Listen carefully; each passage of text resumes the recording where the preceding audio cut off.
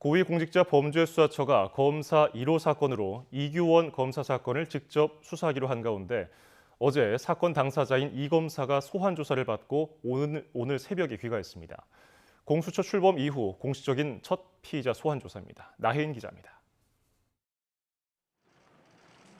과거 대검찰청 과거사 진상조사단에서 활동했던 이규원 검사가 늦은 밤 변호인과 함께 고위공직자 범죄수사처 청사를 빠져나옵니다.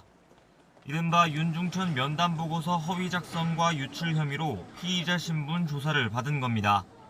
윤중천 면담보고서 허위 작성하신 거 인정하세요?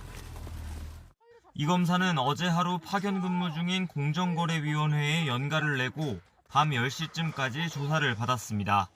이후 3시간가량 조서를 열람한 뒤 오늘 새벽 1시쯤 돌아갔습니다.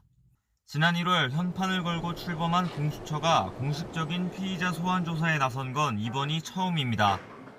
김진욱 공수처장 관용차를 이용해 특혜 면담 논란이 일었던 이성윤 서울중앙지검장 사례가 있지만 당시엔 조서를 남기지 않았습니다.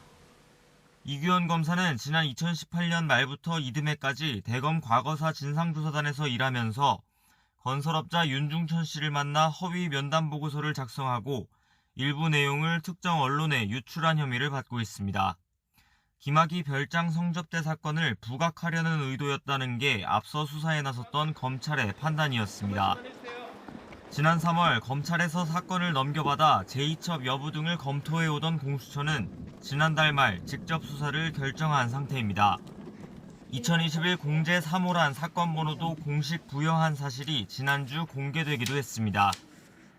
일단 주요 참고인 조사부터 진행될 거란 관측이 나왔지만 사건 당사자인 이 검사 소환 조사가 이루어지면서 예상보다 수사 결과가 이른 시일에 나올 수 있다는 관측도 나오고 있습니다. 이 검사는 공수처 조사에서 보고서 조작이나 유출 등 관련 의혹을 대부분 부인한 것으로 알려졌습니다. 이에 따라 공수처는 이 검사에 대한 추가 조사가 불가피하다고 보고 2차 소환 조사 일정도 이미 통보한 것으로 전해졌습니다.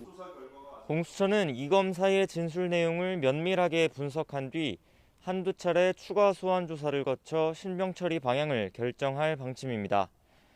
YTN 나힌입니다.